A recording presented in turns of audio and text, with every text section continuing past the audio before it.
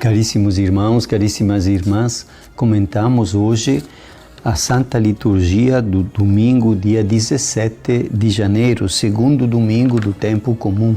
Estamos no início do tempo comum e nesta etapa do ano litúrgico, a liturgia sempre nos apresenta Jesus já na idade adulta. Acabamos de festejar a infância de Jesus, o nascimento dele, os santos reis e Herodes, etc., os pastores. E agora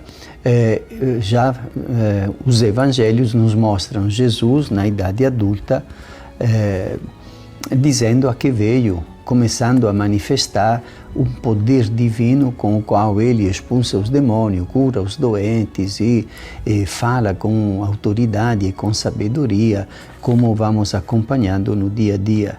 E a liturgia de hoje nos apresenta os primeiros discípulos e, ao mesmo tempo, podemos compreender, através da primeira leitura, o que significa ser discípulo,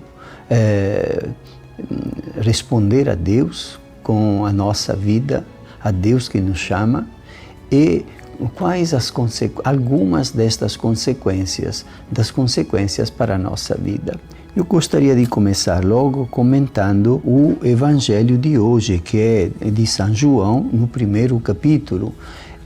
Os versículos de 35 a 42, é o Evangelho no qual João, já velho, escrevendo o Evangelho, relata o primeiro encontro com Jesus. Quando ele, jovem, que tinha mais ou menos 18 anos, estava junto com André, o irmão de Simão, junto do Batista, lá onde João Batista estava fazendo os batizados para pedir a conversão de todo o povo de Israel. E de repente, do meio daquela multidão, um jovem, que era Jesus, se separa do grupo e pega uma trilha e vai caminhando. E João Batista, levantando o dedo, diz: "Eis o Cordeiro de Deus". As palavras que nós repetimos sempre logo antes de receber a Santa Eucaristia. E então os dois começaram a caminhar atrás de Jesus. Quem que eram estes dois? Quais eram as características destes dois jovens? João, o que depois se tornará evangelista, o apóstolo de Jesus e o evangelista, e André, mais um dos apóstolos, irmão de Simão Pedro.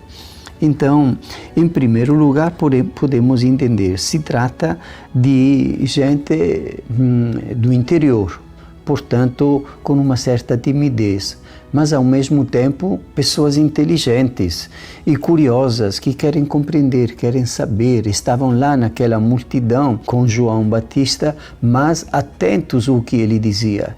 E quando João Batista disse: "Eis o Cordeiro de Deus", ninguém praticamente deu atenção, mas eles sim começaram a caminhar atrás de Jesus com certa curiosidade.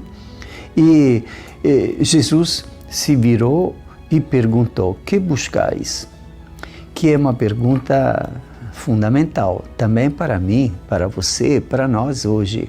Porque, digamos que toda a tarefa que é apresentada no Evangelho é de revelar quem é Jesus, mas também quem é o discípulo de Jesus, quem é aquele que começa a seguir mais de perto o Senhor. Sim, são pessoas sérias, que têm inteligência, capacidade humana, mas também são pessoas inquietas, que buscam alguma coisa, mas que buscam. Por exemplo, quando se aproximou o leproso, Jesus disse a ele: "Que quer que eu faça para você?"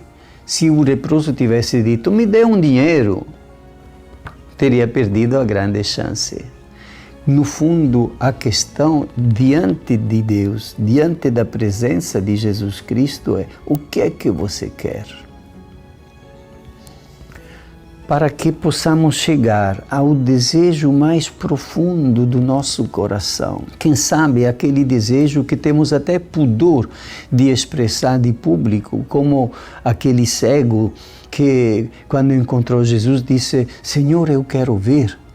Eu acredito que aquele jovem tinha pudor de dizer à própria mãe: ó mãe, eu quero ver. É claro, cortaria o coração da mãe. Mas por que aquele cego falou: Senhor, eu quero ver? Porque tinha a intuição, o início da fé de que aquele jovem chamado Jesus, o filho da Virgem Maria e de José, de profissão carpinteiro, tinha algo de divino que lhe permitia realizar uma coisa extraordinária, como curar a cegueira dele. É assim então que Jesus pergunta: quem buscais? E esta pergunta retorna. Inclusive, Jesus pergunta quando é aprisionado pelos guardas durante a paixão: a quem buscais? Mas outros momentos ele pergunta: que quereis? Que quer você? Que é que você quer da vida? Por quê? Porque a abertura do nosso coração para esta presença do mistério de Deus que se faz carne na pessoa de Jesus depende da grandeza e da verdade, da profundidade do nosso desejo. E Jesus responde: vem e vê. E aqui também tem uma outra questão que nós poderíamos dizer: eles não querem apenas algum conselho, um pouco de sabedoria. Não, eles querem partilhar a vida. Mestre, onde moras? E Jesus responde: vem e vê. Quer dizer, é o início de uma relação de amizade, de familiaridade, de companhia humana, de acompanhar-se reciprocamente. E assim foi o início de uma grande história. Quando voltou para casa, logo André disse ao irmão Simão: nós encontramos o Senhor. E o conduziu a Jesus. E assim começou esta história que se expandiu no mundo inteiro e alcançou a mim, alcançou você e continuará, se Deus quiser, alcançando muita gente, muito jovem, que são inteligentes, que têm um coração inquieto, que têm um desejo de encontrar a beleza, a verdade, as coisas boas da vida. A primeira leitura, que é tirada do primeiro livro de Samuel, nos fala deste Samuel, profeta, que era filho de uma senhora que era estéril e que foi pedir no templo o dom de tornar-se mãe. E ela dizia: se eu conseguir gerar um filho, eu quero que seja para Deus. E de fato levou o menino e o entregou no templo ao sacerdote que estava no templo. E o trecho que é lido hoje nos fala de Samuel que ouve: Samuel, Samuel, e pensa que é o sacerdote Eli que chama ele. Mas, na realidade, era o próprio Deus que estava chamando. Quando percebe que é Deus, eis que estou aqui, pronto para fazer a tua vontade. E o salmo que será cantado tem um refrão que é belíssimo: eis que venho, Senhor, com prazer faço a vossa vontade. São as palavras de Samuel que são retomadas no salmo, mas podem ser as minhas palavras, as tuas palavras, as palavras com as quais nós dizemos a esta graça extraordinária do Senhor que chega até nós, dizer: Senhor, estou aqui, estou pronto, eu quero fazer a tua vontade. Não quero ir atrás das minhas fantasias, das ilusões, dos caprichos. Eu quero tocar a vida conforme o teu desígnio, para realizar o teu plano, obedecendo a tua vontade. Faça-se em mim segundo a tua palavra, disse a Virgem Maria. E esta é a grandeza do discípulo. E eu quero terminar aqui justamente dizendo que não é fácil, nos dias de hoje, poder oferecer ao Senhor tudo o que temos e tudo o que somos, para que sirva a Ele para servir a glória de Cristo. O que quer dizer servir a glória de Cristo? Fazer com que Ele seja conhecido e amado nesta terra.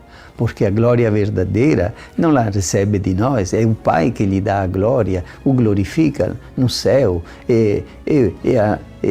a ressurreição e a ascensão e os anjos que cantam para Ele.